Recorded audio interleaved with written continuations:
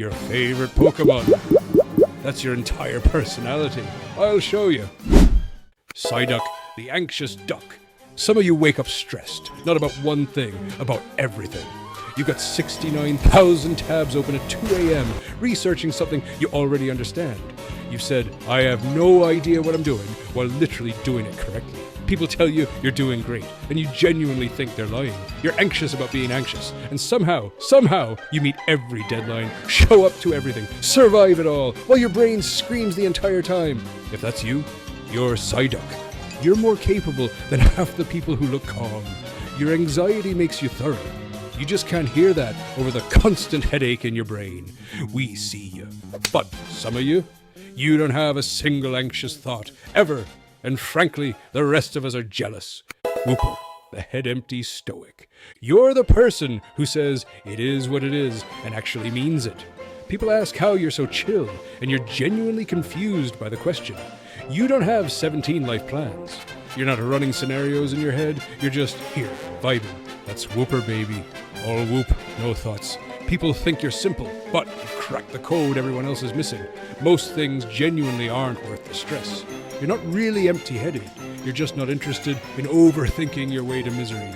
While everyone else spirals, you're steady, head empty, heart full, and you're completely fine. But then there's the ones who can't stop thinking about anything, ever. Evie, the overthinker. You make pro-con lists for pro-con lists. You've got a journal where you process your feelings about your feelings. You see every possible path, every potential outcome, and you're paralyzed by them all. What if you choose wrong? What if the perfect option is the one you didn't pick? You've got 8 different futures mapped out in your head, and you can't commit to any of them. You're Evie. You're terrified of choosing wrong and losing all the other possibilities. So you research, you process, you journal, you ask 17 people for advice, and then you still can't decide. Because what if there's a better evolution you haven't considered? But here's what that means. You see nuance. You consider everything. You're thoughtful. And that's just exhausting. But some of you prefer to overthink people instead. Pikachu, the people pleaser. You're everyone's favorite. You light up. Snorlax, the sage.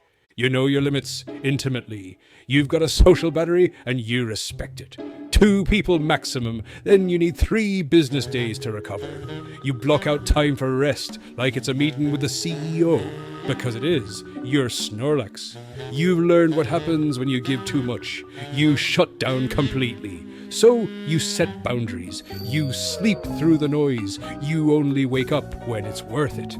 Your fear that people will call you lazy for protecting yourself, that they'll demand more than you have to give. So you block the path and dare them to wake you.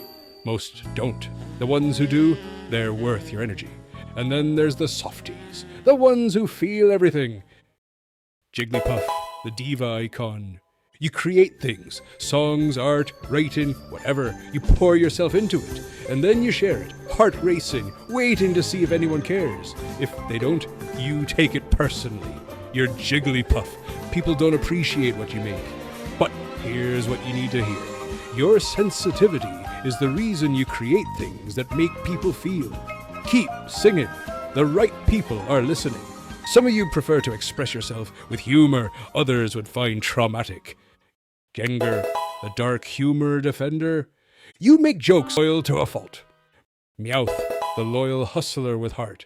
You got big plans, unrealistic plans, plans that everyone else calls delusional. But you're gonna make them work somehow, because you promised the people you love that you would. You're scrappy, street smart, you've got a tough exterior and a sassy mouth, and you use both to protect what matters. You're Meowth. That's right. You learn to talk metaphorically for someone who didn't love you back. You built yourself into someone worthy, someone useful. And now you're terrified of being abandoned. So you scheme, you hustle, you stay loyal even when the plan is stupid, because losing them is worse than losing everything else. But here's the truth about you. You've survived things that would have broken softer people. And the family you chose, they chose you back. Rather than being a villain, you're the one who learned to translate between worlds and yet still ended up being misunderstood. So which one are you? Comments right now. and tag your friends. Make them explain themselves. You can't run from your Pokémon. It's been explaining everything about you this whole time.